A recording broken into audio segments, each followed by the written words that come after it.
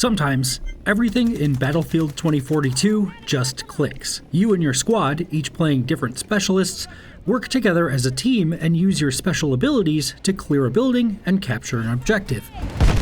One drops a sentry turret, another heals teammates, a third scans for hostiles, and the last grapples up to a perfect position for an ambush. Moments like this, where the franchise's underlying gameplay combined perfectly with new ideas, were my favorites in playing Battlefield 2042 during Electronic Arts' pre-release review event. The game is at its most fun when it brings new ideas together with the franchise's traditional feel. Playing the right character with the right gun on the right map at the right time elevates the underlying competitive first-person shooter framework that defines Battlefield. The sector is now under our control. EMG active! Took one down! A lot of times, Battlefield 2042's elements work well together, but not always. Battlefield 2042 steps out of the shadow of past games in the franchise by offering you the opportunity to play specific specialists, each with their own special abilities and gadgets, rather than choosing from broader, more generic character classes of past games. In our time with Battlefield 2042, there were a lot of moments where having the right specialist for the job felt great, and a few where some characters felt like the wrong choice for the map. They got to my cover! It illustrates how the game can sometimes struggle as developer DICE expands it away from its underlying formula. Some specialists, like the wall hack-enabled Pake, are useful on any map, as long as you can get close to enemies. Others, such as the resource-dropping Angel, often are a lot less exciting or impactful. Still, while some ideas and characters don't necessarily feel like they jive with everything Battlefield 2042 has to offer, the game takes steps forward that expand on what already works about the franchise by pushing you to play in different ways. Specialists are the big new addition to Battlefield 2042, representing an adjustment in the choices you make about how you'll face off against other players. Where Battlefield previously had squads composed of players taking on different roles like medic, assault, engineer, or recon, the specific specialists you can choose from fill those roles in 2042. So while multiple characters might be considered support or assault class specialists, each is distinct from the others. It gives Battlefield 2042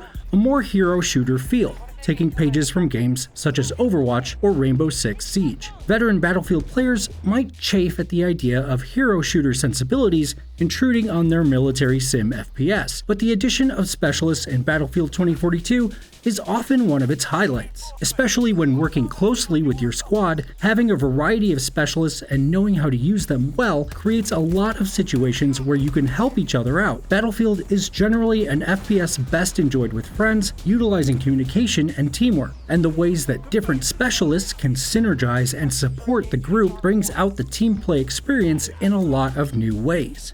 What's more, playing with different characters gives you vastly different gameplay experiences. Flying around the battlefield with a wingsuit as Sundance or zipping up to high ground as Mackay is pretty far removed from pushing toward an objective with a riot shield as Dozer, sprinting through fire to save a hurt squaddie as Falk, or setting up an ambush with a sentry turret as Boris. Because of their different abilities and uses, each specialist brings their own specific feel to Battlefield 2042, offering you a lot of different kinds of fun, even in a single match. As mentioned, the addition of specialists isn't always perfect. A few feel out of place or even kind of useless on certain maps. There's also the constant shooter problem, where exciting characters that earn high kill counts, like Pake with her ability to see through walls for short periods, will undoubtedly draw more use than support-leaning or more stationary characters like Falk, Angel, and Boris. But DICE promises to add more specialists in the future, and there's enough diversity of gameplay experience in the cast already that seeing additions and recombinations and how they work together is an exciting prospect. While different approaches to gameplay mostly come from your choice of specialist, they're supported through Battlefield 2042's highly customizable gear loadouts. Your kit comes with a primary gun and a secondary sidearm, as usual, although now you're able to use any gun with any character. There are generic loadouts for each class, which give you items like a deployable med pack if you choose the medic kit, or a vehicle repair tool if you choose the engineer kit, but you can also adjust these anytime. That means that just because your specialist is designated as recon or support doesn't mean you have to play them that way, allowing you to mix and match aspects of different classes with specialists to create a playstyle all your own. Having a broad opportunity to adjust what gear you're carrying, even within a match, is a big plus in the quality of life column for Battlefield 2042. In addition to loadout customization, there's also the new Plus menu system, which allows you to set several attachments for your guns in the loadout screen and then change them on the fly as you play. If you're headed into some tight hallways, you can quickly swap your assault rifle's long-range scope for iron sights and toss on a suppressor to cover the sounds of your shots. If you're facing a vehicle, you can trade out your anti-infantry rounds for armor-piercing bullets. The ability to use any weapon at almost any time, combined with more customization for the situation you're up against, makes you feel like both an important part of a team with a specific job and a versatile fighter ready for a variety of situations. Speaking of quality of life changes, there's nothing quite as nice as the new call-in tablet that lets you summon a vehicle from just about anywhere. Battlefield is known for its huge maps that take a lot of time to cross, and calling in a jeep or a tank almost whenever you want is excellent.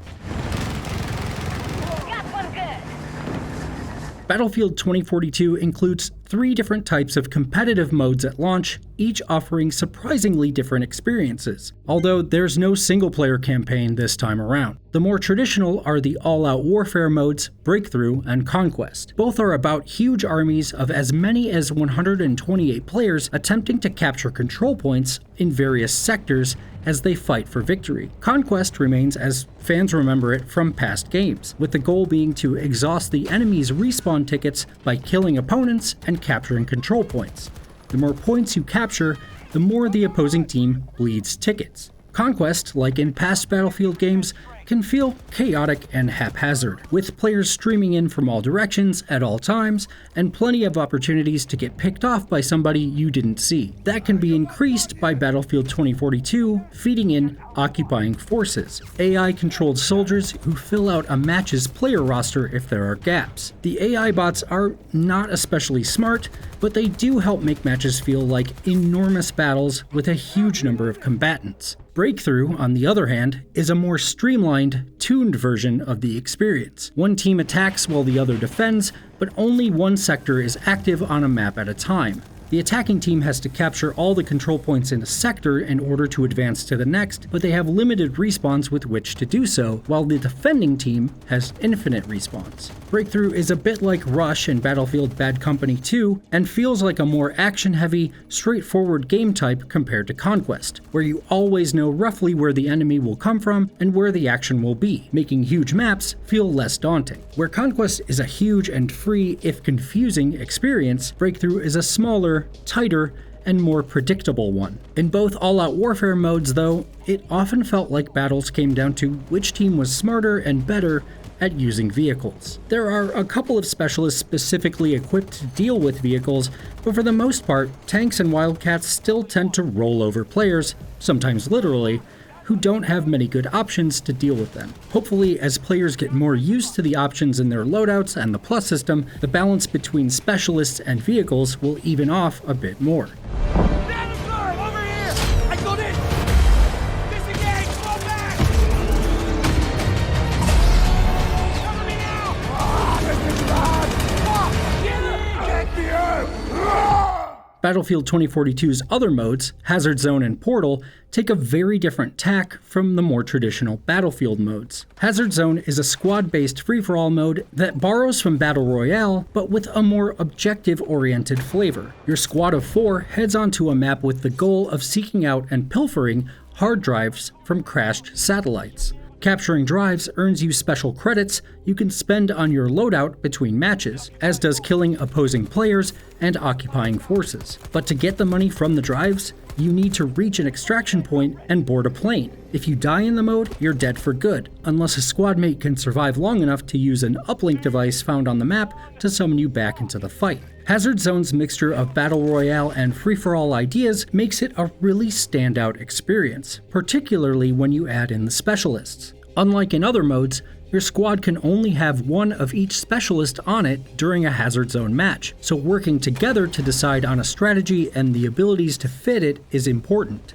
Where the all-out warfare modes are huge and messy, Hazard Zone is a much more strategic and close-knit experience, and it works beautifully with all the different customization and specialization elements at play in the game. The drawback of Hazard Zone is that winning begets winning. The more money you earn in a match, the better your chances of being well outfitted in the next match, because you can use that money to buy tactical upgrades, like uplinks to save your squad mates or faster health regeneration for yourself. Money is also necessary to buy anything other than the base assault rifle, pistol, and grenade. If you want a sniper rifle, you need the funds to buy it, and it will only last for one match. Unlike Battle Royale games though, the slate isn't wiped clean with every new match. You're rewarded for having done well in your last run. So the best players seem like they'll always have funds to play with, so they can always run their favorite loadouts with their favorite slate of tactical upgrades, while everyone else seems like they'll be at a disadvantage.